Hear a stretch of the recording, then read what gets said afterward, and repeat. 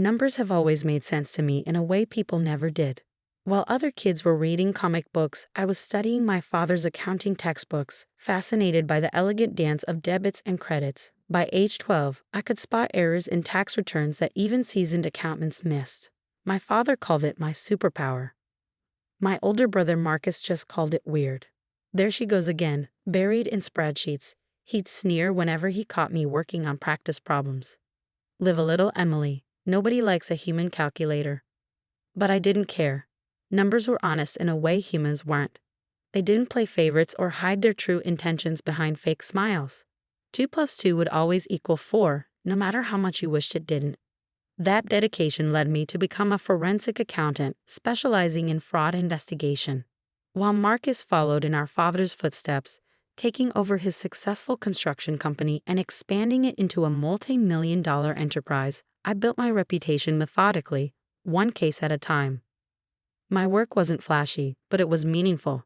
I helped small businesses recover stolen funds, exposed embezzlement schemes, and even assisted in bringing down a notorious money laundering operation. Not that any of that mattered to my family. At every gathering, Marcus dominated the conversation with tales of his latest business conquest, while my parents beamed with pride. My work was relegated to footnote status, barely worth mentioning between discussions of Marcus's new contracts and expansion plans. "So Emily," my mother would say, her tone carefully neutral, "still doing that audit thing?" I learned to smile and nod, to accept my role as the less successful sibling. It wasn't worth explaining that I just helped recover millions in stolen pension funds, or that the FBI regularly consulted me on complex financial fraud cases. In their eyes, I would always be the odd one out, the daughter who chose a strange, unglamorous path instead of joining the family business. Everything came to a head at our father's retirement party last spring. The ballroom of the Grand Hotel was packed with business associates, friends, and family, all gathered to celebrate Richard Anderson's 30 years of success. Marcus, as the new CEO, was set to give the main speech. I arrived early, helping Mom with the final arrangements while trying to ignore the way she fussed over Marcus's place at the head table. My own seat was tucked away in a corner, practically hidden behind a large floral arrangement. "Emily, darling," Mom called out, her voice carrying that familiar note of disapproval. "Couldn't you have worn something more festive? This is a celebration, not a day at the office." I glanced down at my charcoal gray pantsuit, chosen specifically because I had to head straight to court after the party for a major testimony. "I have work later, Mom." She sighed, that special sigh reserved for my many disappointments. "Of course you do. Heaven forbid you take one day off to properly celebrate your father's retirement." Before I could respond, Marcus swept in, commanding attention in his perfectly tailored Italian suit. "Mom, the place looks amazing." He kissed her cheek, then turned to me with that familiar smirk. "Hey there, little sister." Still rocking the auditor chick, I see. I forced a smile, reminding myself that this was Dad's day. "Hello, Marcus. Congratulations on the new development deal." "Oh, you heard about that?" His surprise seemed genuine. "Didn't think you kept up with actual business news, being so busy with your, what do you call it? Financial forensics." "Forensic accounting," I corrected, even though I knew he was perfectly aware of my job title. "And yes, I do read the business section occasionally."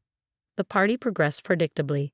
Dad gave an emotional speech about building the company from nothing. Mom cried appropriately. And then it was Marcus's turn at the microphone. He started well enough, talking about our father's legacy and the future of Anderson Construction. But then 3 glasses of champagne in, he went off script. "You know," he said, swaying slightly, "Dad always taught us that success comes from taking risks, from thinking big. Some people," his eyes found mine in a crowd, "prefer to play it safe, to sit in dark offices counting other people's money, too afraid to get their hands dirty in real business." A murmur went through the crowd. Mom's smile became fixed, while Dad shifted uncomfortably in his seat.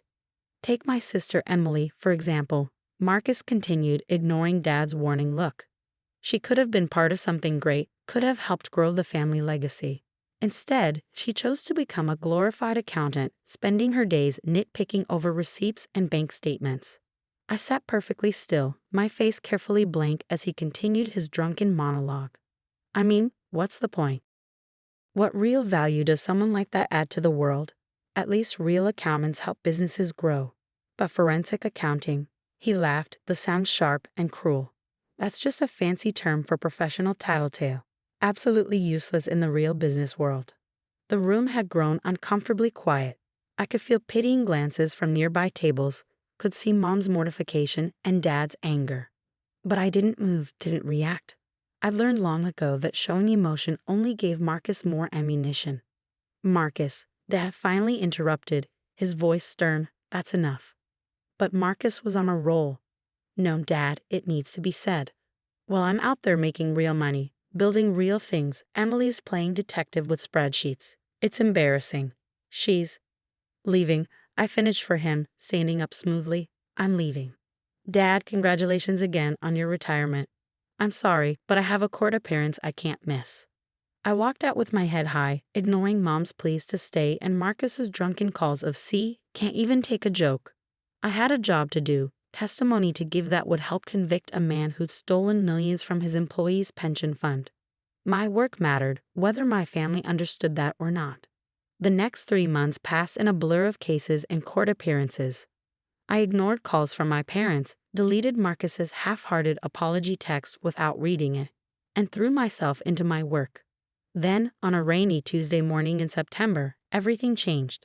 The call came at 7:15 a.m., just as I was settling into my office with my first coffee of the day.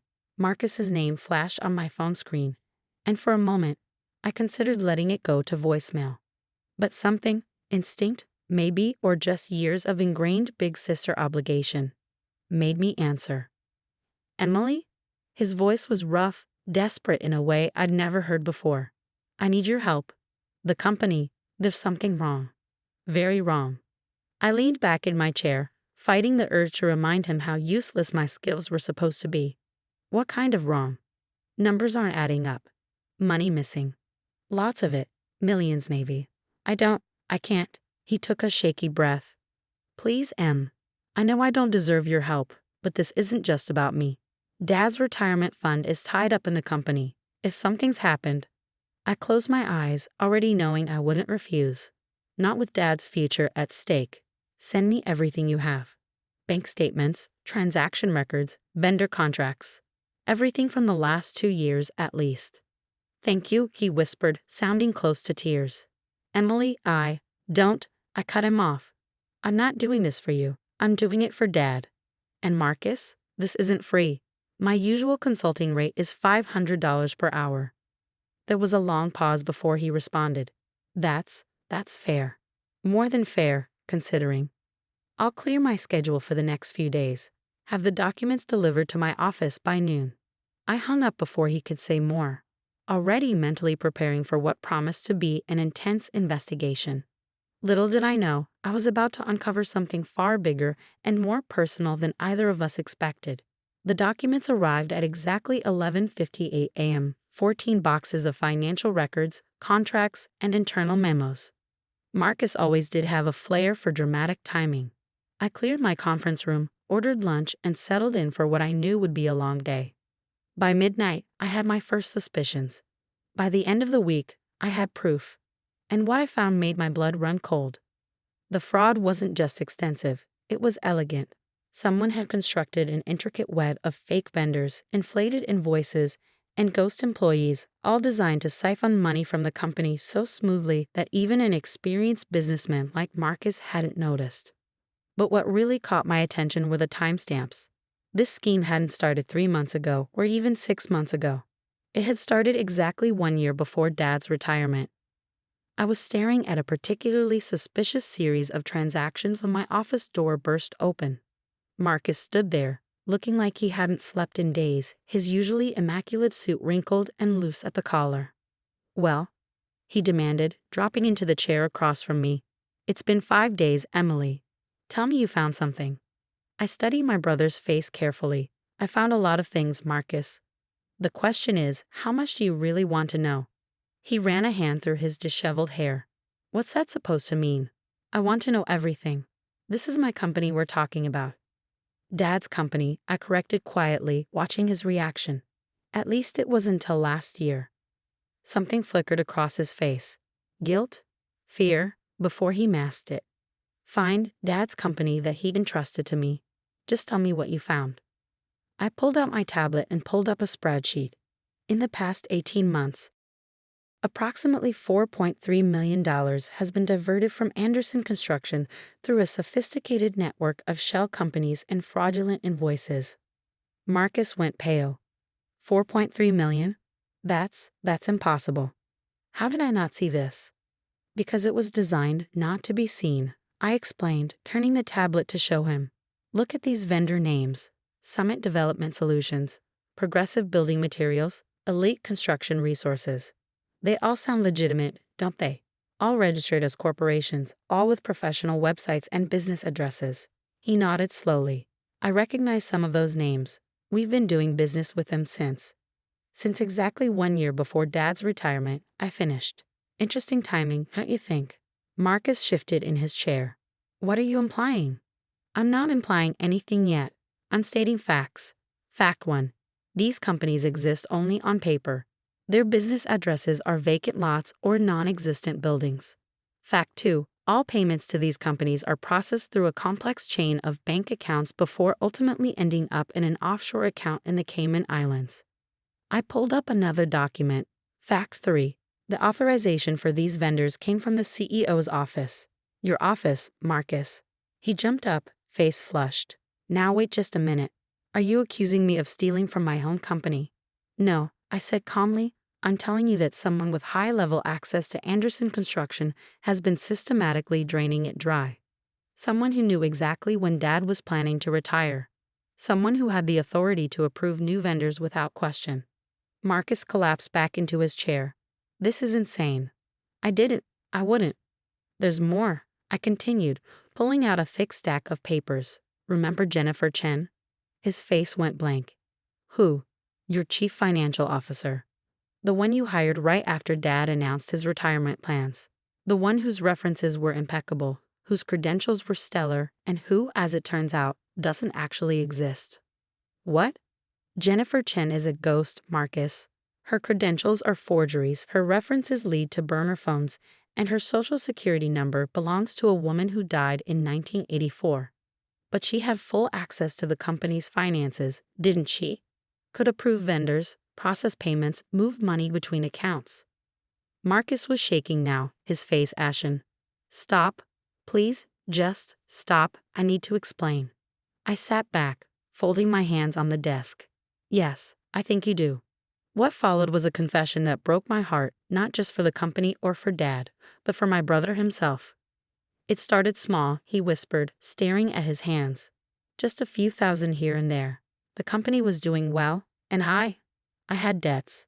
Gambling debts. I told myself I'd pay it back before anyone noticed. But the debts got bigger, I guessed. He nodded miserably. I met Jennifer. Her real name is Rebecca Walsh, at a casino in Vegas. She said she could help me set up a system to divert funds, just until I got back on my feet. But then she started blackmailing me, threatening to expose everything if I didn't let her take more. And he let her, I said, my voice hard.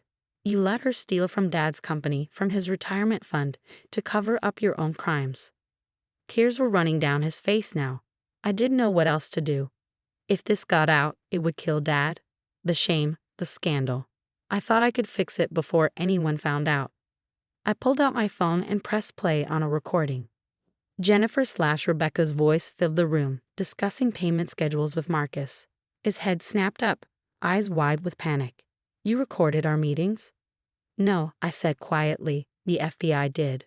They've been watching Rebecca Walsh for months. She's pulled this same scam on 3 other companies. I've been working with them on the investigation since you called me. Marcus lurched to his feet. You set me up. Your own brother. I protected the company. I corrected him. I protected Dad. The FBI is willing to treat you as a victim of extortion rather than a co-conspirator, thanks to these recordings. Rebecca and her associates will go to prison. The money in the Cayman accounts has already been frozen and will be returned to Anderson Construction. And me, he whispered. You'll have to step down as CEO, obviously. There will be fines, probably some community service, but no jail time as long as you cooperate fully. I stood up, gathering my files. Oh, and one more thing, you'll be paying back every penny you took, with interest. I've already drawn up a repayment schedule. It's quite aggressive, but then again, my rates are quite reasonable for a useless forensic accountant. The meeting with our parents the next day was one of the hardest things I've ever done.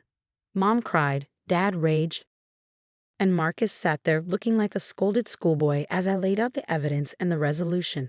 But when I finished explaining how I'd worked with the FBI to save both the company and Marcus from complete destruction, Dad did something he'd never done before. He stood up, walked around the table, and hugged me tight. My brilliant girl, he whispered, his voice thick with emotion. I am so proud of you. That was 6 months ago. Anderson Construction is back on solid ground now, with Dad temporarily out of retirement to help right the ship while Marcus gets the help he needs for his gambling addiction. Mom still occasionally sighs about the scandal, but even she has started bragging to her friends about her daughter, the financial crime fighter. As for Marcus, he's different now. Humbled, certainly, but also more genuine. Last week, he stopped by my office with coffee and an actual heartfelt apology. I was jealous, he admitted, staring into his cup. You always made everything look so easy, so clean. Numbers, patterns, problems, you just saw them differently. I wanted to be that sure of myself, that confident in my abilities. Instead, I tried to tear you down to make myself feel bigger.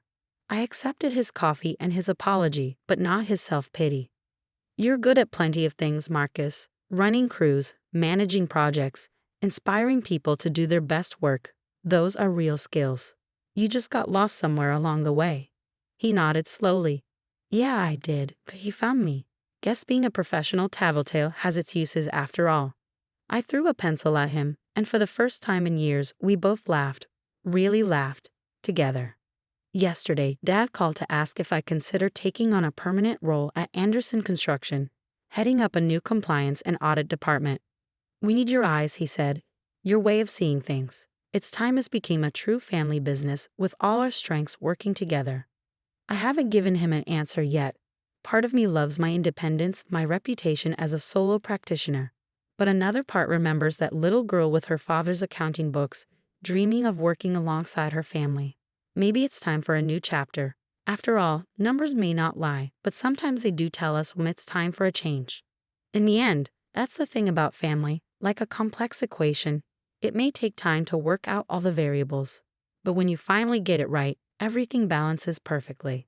Sometimes it just takes a forensic accountant to show everyone exactly how the numbers should add up.